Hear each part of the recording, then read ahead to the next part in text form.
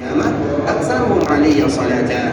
Sesungguhnya mereka yang paling pantas terhadap diriku di hari kiamat adalah mereka yang paling banyak mengucapkan salawat kepada Rasulullah SAW. Setiap hari kita mengucapkan salawat kepada Nabi, namun apabila bertepatan dengan hari Jumat, maka salawat itu harus kita perbanyak jumlahnya. Dan dalam sebuah hadis yang juga disebutkan oleh Rasulullah SAW, sebuah hadis yang sangat indah, Nabi SAW menyebutkan, "Man shalla alayya salatan mukhlishan min qalbi." Barang siapa di antara umatku yang mengucapkan salawat yang betul-betul ikhlas dari dalam hatinya, dia tidak menginginkan kecuali pahala dari Allah Subhanahu wa taala. Dia tidak melakukan kecuali karena kecintaannya. Dia tidak melakukannya kecuali karena cintanya kepada baginda Nabi yang mulia sallallahu alaihi wasallam. Mukhlishan min qalbi. Dia melakukan salawat ini karena Allah, kemudian karena mengharapkan kecintaan kepada Rasulullah sallallahu alaihi wasallam. Apa kata Rasulullah sallallahu alaihi wasallam? Dia akan mendapatkan 4 pahala dalam hadis ini saja. Karena mengucapkan salawat kepada Nabi, banyak sekali keutamaan yang akan kita dapatkan. Lebih daripada 40 keutamaan yang akan didapatkan bagi mereka yang mengucapkan salawat kepada Rasulullah sallallahu alaihi wasallam. Namun dalam hadis ini disebutkan 4 keutamaan. Yang pertama, satu salawat yang diucapkan seorang hamba kepada Nabi yang mulia sallallahu alaihi wasallam, sallallahu alaihi biha asyra, maka Allah yang akan berselawat kepadanya 10 kali salawat. Artinya ikhwatul Islam, kalau kita menginginkan Allah berselawat kepada kita karena Allah berselawat kepada hambanya, Allah berselawat kepada Nabi SAW, iya. Allah juga berselawat kepada hambanya, iya. Allah juga berselawat kepada mereka-mereka yang mengajarkan kebaikan, iya. Semuanya itu adalah bentuk Allah berselawat kepada hambanya. Kalau kita ingin mendapatkan selawat dari Allah, maka di antara salah satu caranya berselawat kepada Rasulullah SAW. Dan kita lebih butuh selawat Allah Subhanahu wa taala ketika kita berselawat kepada baginda Nabi yang mulia sallallahu alaihi wasallam. Itu pahala yang pertama di dalam hadis ini. Satu selawat yang kita ucapkan sallallahu alaihi wasallam, maka Allah akan balas 10 kali. Kemudian yang kedua, bagi mereka yang mengucapkan selawat kepada Nabi, Allah Subhanahu wa taala akan berikan pahala kepadanya 10 pahala. Bagaimana 10 pahalanya kita tidak tahu, tapi itu merupakan bonus dari Allah Subhanahu wa taala bagi mereka yang mengucapkan selawat kepada Rasulullah sallallahu alaihi wasallam. Kemudian pahala yang ketiga, masih dengan satu selawat yang sama, maka Allah akan hapuskan darinya 10 kesalahan. Kesalahan yang mana? Tentunya kesalahan yang bisa dihapus. Kesalahan yang kecil, mungkin dia pernah mengucapkan kata-kata yang tidak bagus, mungkin ada di dalam hatinya rasa dengki terhadap saudaranya, mungkin dia melakukan dosa, dia melakukan kesalahan. Di antara salah satu cara agar Allah bisa memaafkannya adalah dengan mengucapkan selawat kepada Rasul kita yang mulia sallallahu alaihi wasallam. Dan kita sadar semua kita punya salah, semua kita punya dosa, maka di antara salah satu caranya adalah dengan berselawat kepada baginda Nabi yang mulia sallallahu alaihi wasallam. Kemudian yang keempat, Allah akan angkat derajatnya 10 derajat, masih dengan satu selawat yang tadi dia ucapkan. Sehingga di dalam hadis yang mulia ini ikhwatul Islam, bagi mereka yang berselawat kepada Rasulullah SAW, Allah akan berselawat kepadanya 10 kali. Allah berikan kepadanya 10 pahala. Allah hapuskan darinya 10 kesalahan, dan Allah Subhanahu wa taala angkat derajatnya 10 derajat. Artinya baru dengan satu selawat yang mereka ucapkan, bagaimana kiranya kalau seandainya mereka senantiasa mengucapkan salam dan selawat kepada Rasulullah SAW berkali-kali, terutama di hari Jumat yang memang dianjurkan bagi kita untuk memperbanyak salam dan selawat kepada Muhammad bin Abdullah sallallahu alaihi wasallam. Allahumma salli ala Muhammad wa ahli baitihi wa azwajihi wa dhurriyyatihi kama sallaita ala Ibrahim وبارك على محمد وأهل بيته وأزواجه كما باركت على إبراهيم إنك حميد مجيد. Ikhwatul Islam, saudara kaum muslimin, para tetamu Allah rahimani wa rahimakumullah.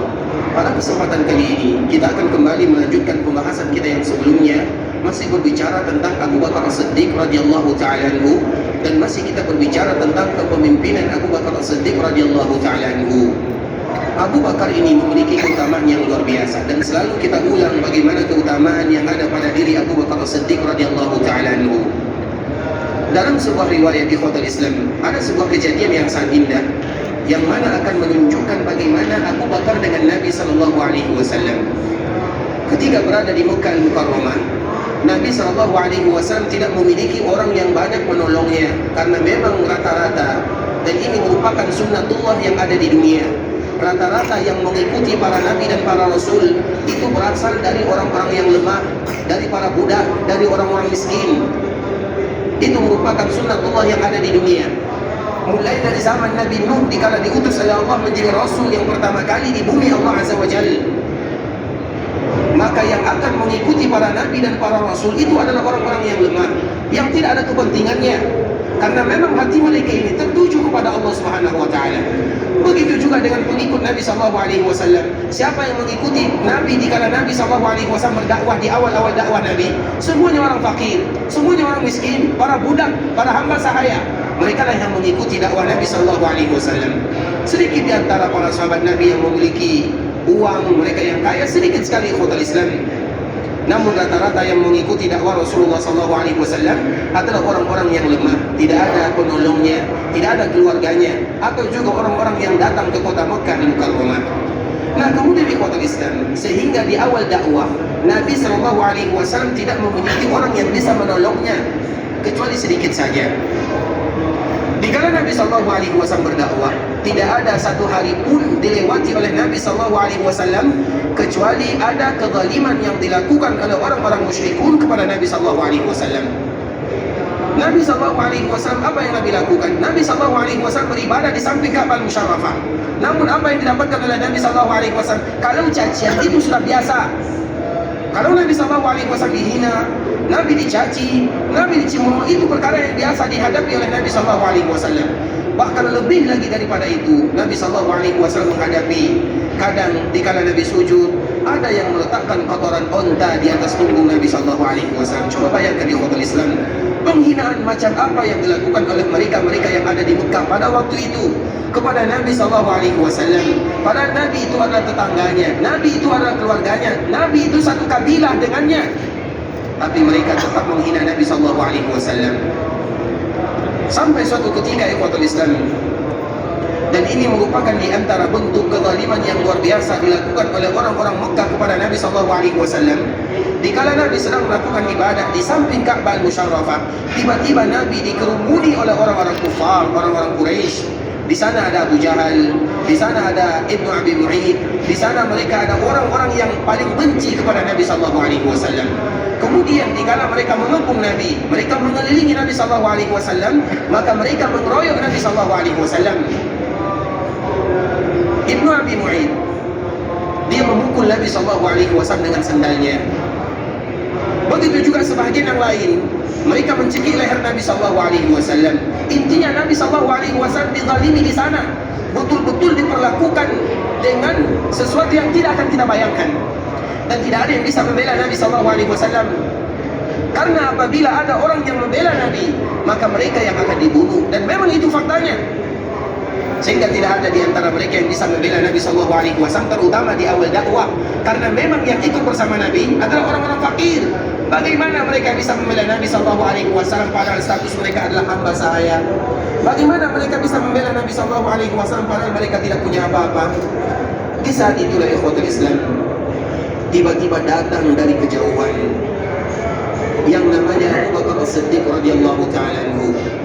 Kemarin kita menyebutkan Abu Bakar ini, dia secara fisik tidak terlalu kuat, namun yang kuat itu adalah imannya.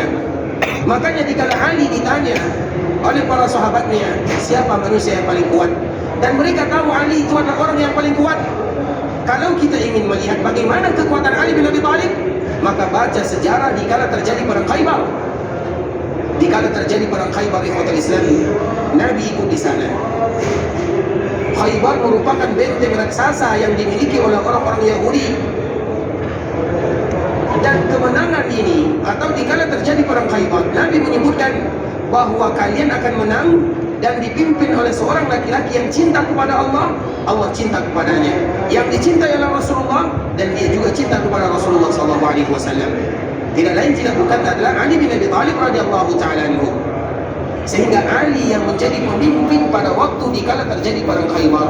Bagaimana cerita dikala terjadi perang Khaybar? Ada salah seorang bernama Marhab ini, ikhwatul Islam, adalah orang Yahudi yang tidak pernah terkalahkan. Badannya 2 kali besar dibandingkan dengan badannya Ali bin Abi Thalib. Tidak ada yang bisa melawannya. Namun Ali maju dan Ali bisa mengalahkan dirinya. Ali itu bukan orang yang lemah, orang yang kuat. Kemudian dikala ingin memasuki benteng raksasa yang ada di Khaybar, coba bayangkan, sebahagian para sahabat Nabi mengatakan, kami melihat Ali bin Abi Thalib, dia mengangkat pintu benteng yang ada di Khaybar sendirinya, atau pintu yang tidak bisa diangkat. Misalnya kita contohkan pintu Masjid Nabawi, itu pintu yang berat sekali, tidak bisa diangkat kecuali oleh 10 orang, 8 orang. Nah, seperti itulah pintu yang ada di Khaybar. Dan kami menyaksikan satu-satunya yang kuat mengangkat pintu ini adalah Ali bin Abi Thalib radhiyallahu ta'ala anhu. Kuat sekali Ali bin Abi Thalib, diberikan kekuatan yang luar biasa oleh Allah Azza wa Jalla. Nah, ada orang yang bertanya kepada Ali bin Abi Thalib, mereka tahu jawabannya, seolah-olah mereka ingin mengatakan bahwa Ali itu adalah orang yang paling kuat. Maka mereka bertanya kepada Ali bin Abi Thalib, siapa manusia yang paling kuat? Dan mereka ingin Ali mengatakan dirinya, tapi mereka dikejutkan dengan jawaban Ali bin Abi Thalib. Apa kata Ali bin Abi Thalib radhiyallahu ta'ala anhu? Yang paling kuat itu adalah Abu Bakar As-Siddiq radhiyallahu ta'ala anhu. Yang paling kuat itu adalah Abu Bakar As-Siddiq radhiyallahu ta'ala anhu. Kemudian Ali mulai menceritakan apa yang diceritakan oleh Ali bin Abi Thalib, kejadian ini. Dikala Nabi SAW dikeroyok oleh orang-orang Mekah, tidak ada yang membela Nabi SAW. Ali pada waktu itu berapa umurnya? Berapa umur Ali dikala dia masuk ke dalam agama Islam? 11 tahun, ada yang menyebutkan 10 tahun. Artinya Ali pada waktu itu masih kecil, tak mungkin dia bisa membela Nabi SAW. Kemudian Ali menyaksikan bagaimana Nabi SAW dizalimi. Tiba-tiba datang dari kejauhan, inilah kekuatan Abu Bakar As-Siddiq radhiyallahu ta'ala. Tiba-tiba datang dari kejauhan Abu Bakar sambil mengatakan, "Ataqtuluna rajulan an yaqula rabbi Allah."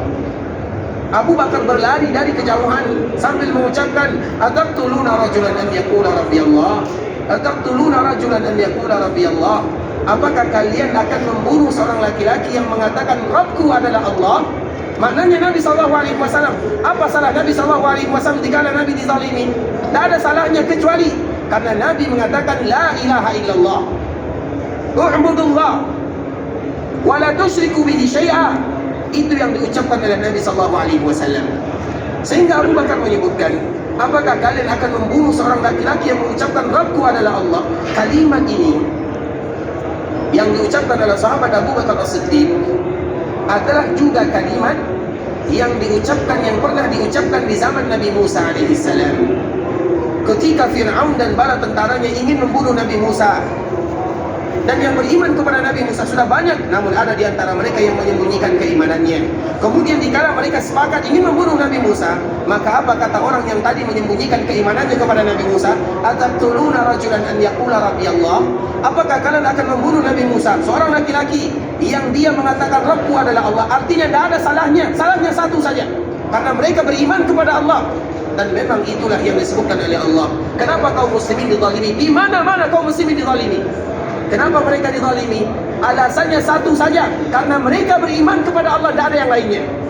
Maka Allah menyebutkan, wa ma naqamu minhum. Apa ayatnya? Dalam surah Al-Buruj juz 30. Wa ma naqamu minhum illa an yu'minu billah. Tidaklah kaum muslimin itu dizalimi mulai dari zaman Nabi Nuh alaihi salam, karena semua agama para nabi itu sama. Agama Islam semuanya sama Islam, yang berbeda itu adalah syariatnya. Mulai dari zaman Nabi Nuh sampai zaman Nabi Muhammad SAW itu semuanya sama perkaranya. Wa ma naqamu minhum, dan tidaklah mereka dizalimi atau tidaklah orang-orang lain dendam kepada kaum muslimin kecuali alasannya satu, illa an yu'minu, kecuali karena iman mereka kepada Allah Subhanahu wa ta'ala. Tidak ada alasan yang lain. Dimanapun kaum muslimin dizalimi, dimanapun di dunia, maka alasannya satu saja, karena mereka mengucapkan Rabbi Allah. Kemudian ikhwatul Islam, begitu juga dengan Nabi Muhammad SAW. Kenapa mereka menzalimi Nabi SAW? Alasannya satu, karena Nabi mengajak mereka beriman kepada Allah. Maka dengan itulah Abu Bakar mengatakan, "Ataqtuluna rajulan an yaqula Rabbi Allah." apakah kalian akan membunuh seorang laki-laki yang mengatakan Rabbku adalah Allah? Nah, dikala Abu Bakar mengatakan kalimat ini, Abu Bakar masuk membantu Nabi SAW. Tak mungkin Nabi dibiarkan dipukuli, dicekik, ditendang, Nabi dipojokkan di Ka'bah, Nabi dipukul babak belur. Tak mungkin dia membiarkan Nabi SAW. Dan para sahabat yang lain, bagaimana mereka bisa membela Nabi? Mereka budak, mereka orang fakir, mereka orang miskin. Sehingga Abu Bakar maju, kemudian membela Nabi SAW. Dikala Nabi dibela, maka kemarahan orang musyrikun yang tadinya mereka ingin marah kepada Nabi, kemarahan mereka berpindah kepada Abu Bakar As-Siddiq radhiyallahu ta'ala anhu. Setelah Abu Bakar datang membela Nabi, Nabi ditinggalkan dan Nabi dibantu oleh kaumnya. Kemudian kemarahan mereka berpindah kepada Abu Bakar As-Siddiq. Sama, Abu Bakar dipukul, ada yang memukulnya dengan sendalnya, dan kita selalu menyebutkan sendal dulu, sendal orang terdahulu, di bawahnya itu terbuat dari kayu. Coba kalau kayu dipukulkan di kepala, bukan satu kali, bukan 5 kali, ratusan kali dipukul Abu Bakar As-Siddiq radhiyallahu ta'ala anhu. Sehingga disebutkan oleh ulama sejarah ikhwatul Islam, dikala Abu Bakar ini dipukul gara-gara membela Nabi sallallahu alaihi wasallam, tidak diketahui lagi mukanya, mana hidungnya, mana bibirnya, mana matanya, bengkak semuanya, berdarah semuanya, tidak lagi dikenal Abu Bakar As-Siddiq radhiyallahu ta'ala anhu. Sehingga kabila Abu Bakar ini mengatakan, kami meyakini bahwa Abu Bakar itu tidak akan hidup lagi. Bayangkan, Abu Bakar itu tidak akan hidup lagi. Begitulah penganiayaan yang dilakukan oleh orang-orang musyrikun kepada Abu Bakar As-Siddiq radhiyallahu ta'ala anhu. Kenapa Abu Bakar melakukan yang demikian? Untuk membela Nabi sallallahu alaihi wasallam. Seolah-olah dia mengatakan ikhwatul Islam, kalau Nabi yang wafat, kalau Nabi yang meninggal, maka Islam akan hilang. Tapi kalau Abu Bakar yang meninggal, maka Islam akan tetap ada. Maka dia menjadikan jiwa dirinya berkorban demi membela Nabi kita yang mulia sallallahu alaihi wasallam. Makanya Ali bin Abi Thalib dikala ditanya siapa yang paling kuat, maka jawaban Ali bin Abi Thalib adalah Abu Bakar As-Siddiq radhiyallahu ta'ala anhu. Kuat itu artinya bukan hanya kuat kekuatan. Banyak orang yang kuat di ikhwatul Islam, secara fisik yang kuat itu banyak, tapi siapa di antara kita yang kuat beribadah kepada Allah Subhanahu wa ta'ala? Makanya kekuatan yang sebenarnya itu adalah kekuatan iman.